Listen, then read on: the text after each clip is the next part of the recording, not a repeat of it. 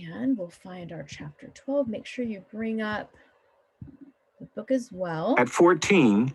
Pardon me. Remember, the chaptering is all kind of off here.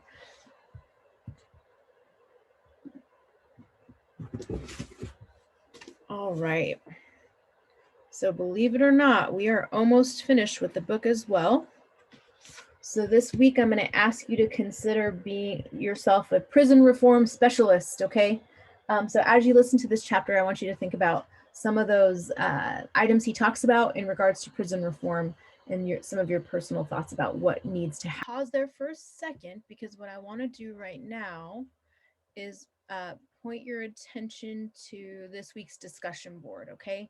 So, and I misspoke. It's not discussion number 12. That was last week. It's discussion number 13. So if you open up the board, what you'll see is that this week I want you to think about this prison we're about to learn about. So that's why I wanted to pause there for a second, because you might want to highlight some areas from this part in the chapter. Your goal this week is to think about, if you were in charge of your commissioner of prisons for this state, what are some of the changes you would make to the Tutwiler prison? So what are some of the issues you see? What are some of the changes you would make? You can use the book as a resource, but you can also do outside research as well. Just please make sure that you cite any sources that you use and give us the citations so we know where to look them up. But you'll see what I want you to consider is what would you prioritize? Okay, you're going to make a plan for improvement. What would you like to prioritize first? What are some expectations you would put into place for the system itself and the employees of the system? And explain the reasoning behind some of the choices that you made. Why did you make certain things a priority? Why did you choose to highlight this aspect of reform versus another one? So before we continue listening, any questions about the discussion board and what you should be looking for in this chapter?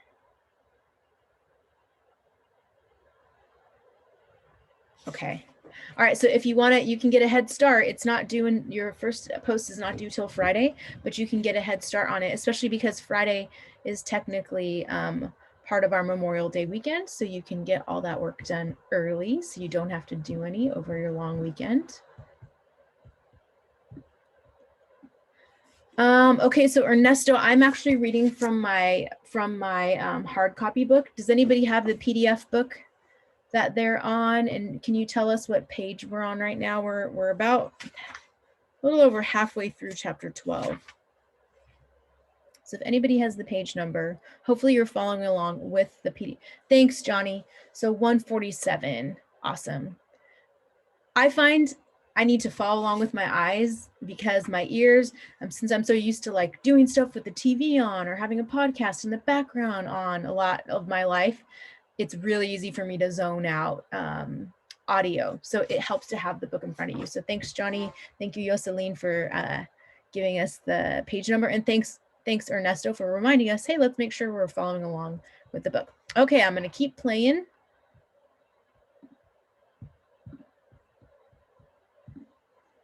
Threatened. Hi, Miss Rotel. How are you? I'm good. How are you? Just listening to chapter 12. Oh, look, it's all my children's. Yeah, all these lovely seniors in the house. Seniors. What's her name? Oh, can I be put in a room with this guy right here? The gentleman. E.G. Yes, madame, I've got you covered. All righty, let me get you there. Okay, perfect.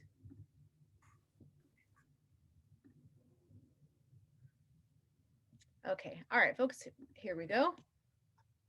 With the death penalty, she joined a growing community of women imprisoned for having unplanned pregnancies and bad judgment. The lives and the suffering of the women got tangled together at Tutwiler. For Marcia, it was impossible not to notice that some women never got visits.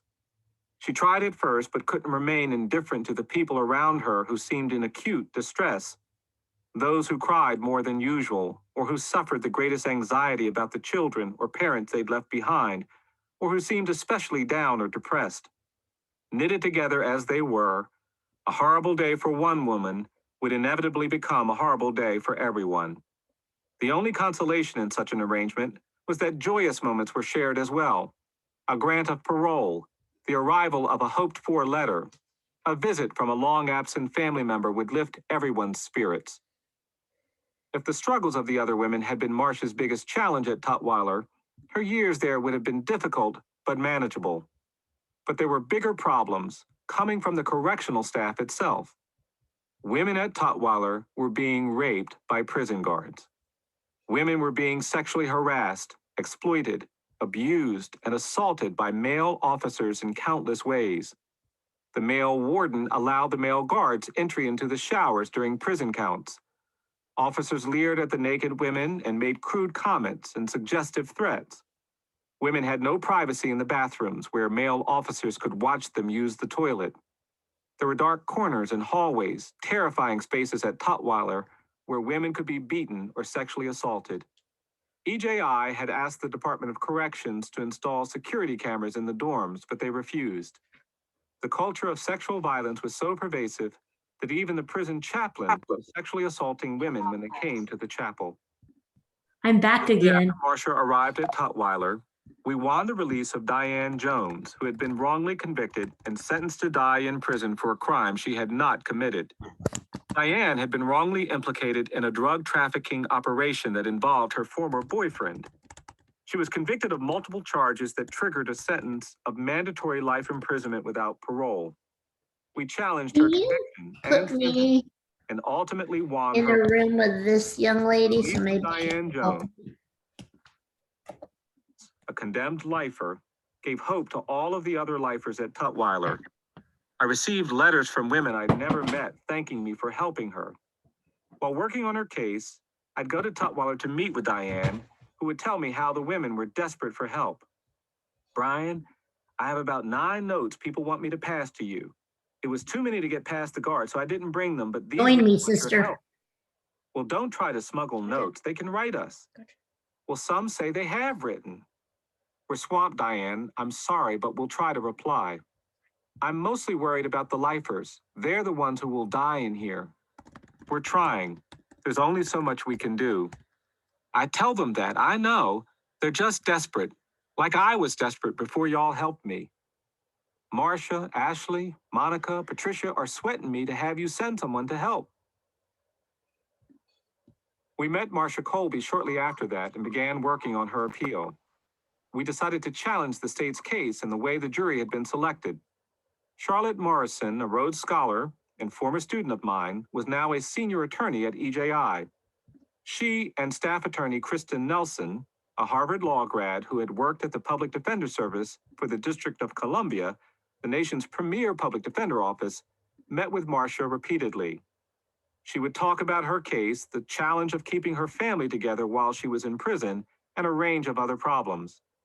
But it was the sexual violence at Tutwiler that most frequently came up during these visits. Charlotte and I took on the case of another woman who had filed a federal civil suit after she was raped at Tutwiler. She had had no legal help. Because of defects in her pleadings and the allegations she made in her complaint, we could secure only a small settlement judgment for her. But the details of her experience were so painful that we could no longer look past the violence. We started an investigation for which we interviewed over 50 women. We were truly shocked to see how widespread the problem of sexual violence had become. Several women had been raped and become pregnant. Even when DNA testing confirmed that male officers were the fathers of these children, very little was done about it. Some officers who had received multiple sexual assault complaints were temporarily reassigned to other duties or other prisons, only to wind up back at Tutwiler, where they continued to prey on women. We eventually filed a complaint with the U.S. Department of Justice and released several public reports about the problem, which received widespread media coverage. Tutwiler made a list of the 10 worst prisons in America compiled by Mother Jones. It was the only women's facility to be so dishonored. Legislative hearings and policy changes at the prison followed. Male guards are now banned from the shower areas and toilets, and a new warden has taken over the facility. Marcia held on despite these challenges and started advocating for some of the younger women. We were devastated when the Court of Criminal Appeals issued a ruling affirming her conviction and sentence. We sought review in the Alabama Supreme Court and won a new trial based on the trial judge's refusal to exclude people from jury service who were biased and could not be impartial. Marcia and our team were thrilled. Local officials in Baldwin County less so. They were threatening re-prosecution. We involved expert pathologists and persuaded local authorities that there was no basis on which to convict Marcia of murder. It took 2 years to settle the legal case and then another year of wrangling with the Department of Corrections to give Marcia full credit for the time she'd served before she was finally freed in December 2012 after 10 years of wrongful imprisonment. We had started holding annual benefit dinners each March in New York City to raise money for EJI. We usually honored a luminary in public service and a client. We'd previously honored Marian Wright Edelman, the heroic civil rights lawyer and founder of the Children's Defense Fund. In 2011, we honored retired U.S. Supreme Court Justice John Paul Stevens. I had met Justice Stevens at a small conference when I was a young lawyer, and he had been extremely kind to me. By the time he retired, he'd become the court's most vocal critic of excessive punishment and mass incarceration.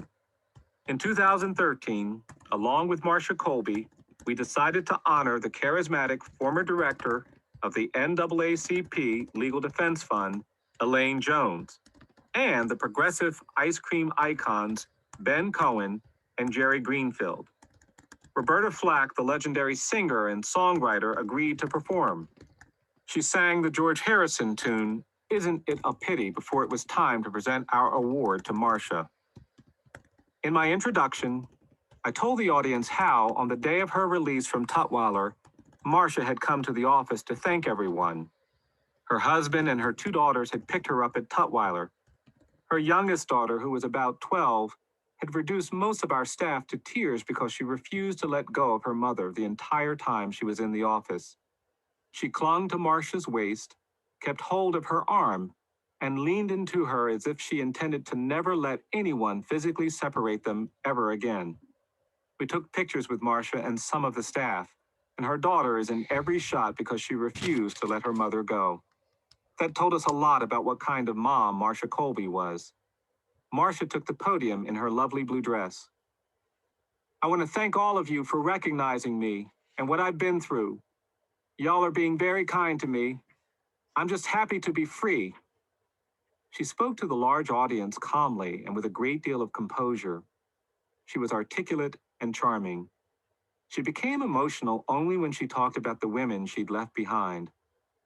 I am lucky. I got help that most women can't get. It's what bothers me the most now, knowing that they are still there and I'm home. I hope we can do more to help more people. Her gown sparkled in the lights, and the audience rose to applaud Marcia as she wept for the women she'd left behind. Following her, I couldn't think of what to say. We need more hope. We need more mercy. We need more justice. I then introduced Elaine Jones, who began with, Marcia Colby, isn't she a beautiful thing? Okay. Chapter 13. Pause there. Let me stop recording. Okay, so now